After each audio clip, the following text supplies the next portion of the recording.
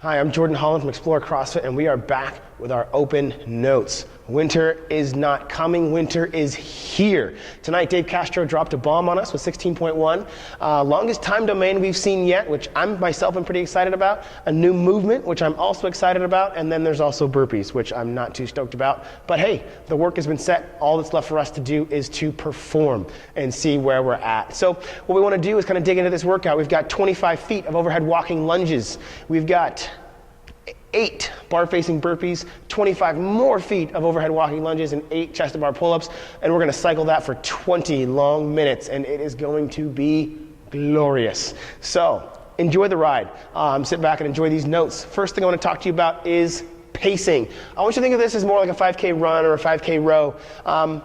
Steady is what's going to win this race for us. And then again, run your own race. So you know yourself as an athlete, or at least I hope you do. We've had a whole year to get ready for the next 5 weeks.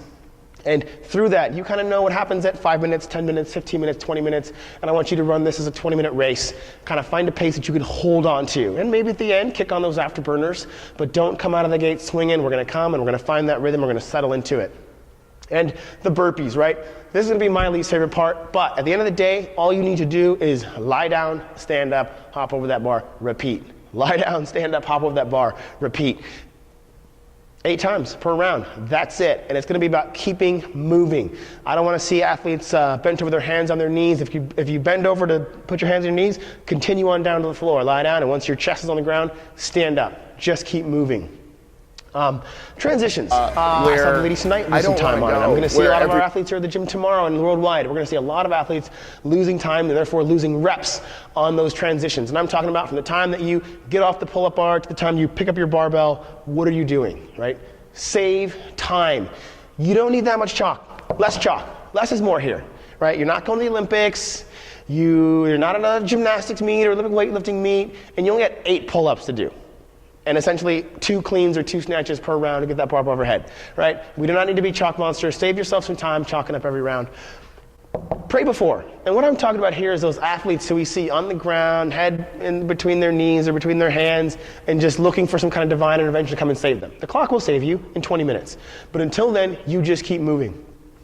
And set up for success. What I mean by this with set up for success, I don't want to see your lunges start here and your pull-up bar 30 feet past your lunge ending station, and then I'm going to roll my bar over here to do burpees, right? Set your things up so that you can minimize transition times and be as successful as possible and as efficient as possible. And with that in mind, though, I want you to respect your fellow athletes. And what I mean by that is, so we here at Xplore CrossFit, we don't have a ton of space, so we're going to have to get creative tomorrow, right? 25 feet of overhead walking lunges, right, is a significant space allotment per person. And if your gym is like ours and you're going to have to get a little creative or get a little cozy, right, respect your athletes. And maybe you don't get to set up the way that you want to set up, but appreciate that everyone is at the same disadvantage as you are. And you know what? If that's the case, if you won't have time to come in and do this on your own and maximize every single second, then probably a regional berth is not what's going to be holding you back.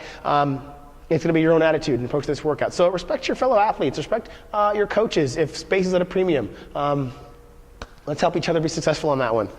And then the pre-workout Pimp Slap. I do not think we've talked about this one yet, but it's a one that's near and dear to my heart. I definitely need a pre-workout Pimp Slap. And what I mean by that is not actually somebody giving you an open-handed slap on the mouth pre-workout. Now, that being said, an open-handed slap on the mouth just might be what you need pre and sometimes even post-workout to get you in the right headspace. But what I mean by that Pimp Slap, I'm talking about that little bit of the dose, right? When we warm up, most of us, if the workout has muscle-ups in it, right, we don't like to do any muscle-ups pre-workout because we want to save our reps. Or if it has chest-to-bar pull-ups, we know we've only got so many in us.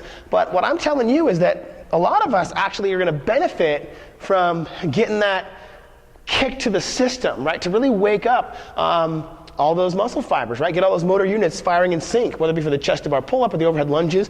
What does it look like to hit a full round of this, or 2 rounds at game day pace or faster than game day pace, just to make sure that systemically we are primed and ready for this movement? That's what I mean by, right, the Pimp Slap. You're in the workout, you're going, you're in a grinder, and then you kind of find, okay, now that I'm suffering a little bit, I can embrace it a little bit more. And so what I'm telling you is maybe pre-workout, move a little bit into that dark space. And again, this might just be an open-handed slap on the mouth pre-workout to get you in the right frame of mind to approach this workout. So and then come out aerobically hot. And what I mean by that is we've got, we've all seen Glassman or somebody draw the graph of our 3 energy systems, and we got the glycolytic, the CP, and the aerobic. And what I'm saying is get that aerobic system. While it doesn't contribute a ton of power, a workout of this duration, the power contribution of the aerobic system is significant. And I would not want you to waste any of that. So make sure that aerobic system is on, and know that it takes some people 5, sometimes 10 minutes to get that system fully engaged. And once it's on and humming, make sure you don't delay too long before you start your workout, because it will cool off. So come out aerobically hot. And then lastly, one predictions. I'm calling a shot here. We got to see 2 fantastic female fitness robots crush this workout tonight. And I got to say, as much as I love both of these ladies, have cheered for them personally in multiple competitions. Watching Abbott at the Cascade Classic last year kind of blew my mind. And I was definitely rooting for her, and it was awesome to see her take that win. Now, China is a champion. It was awesome to see these ladies go head to head. But for the overall workout for 16.1, I'm calling Noah on the men's side. And I know what you're thinking, a lot of Northwest fans thinking Pester, but no. Even though he's amazing for being 57 years old, Noah Olson. I think Noah Olson's going to take this one. And on the ladies' side, Sam. I think Samantha Briggs is going to demolish this. I think we're going to see something in the 13 rounds plus kind of arena, which is going to be exciting to say the least. So we got our work cut out for us over the next couple of days. Remember, we got pacing, right? Treat this more like a 5K than any other kind of workout. Burpees, continuous movement in terms of transitions, less chalk, pray before, respect other athletes, and set up for success in terms of how you position your equipment. And then, do you need that pre-workout Pimp Slap, and making sure you're aerobically warm for this workout. Have fun with it. 16.1 is going to be a blast. Step 1 on the road to the CrossFit Games. Hope to see you in Carson.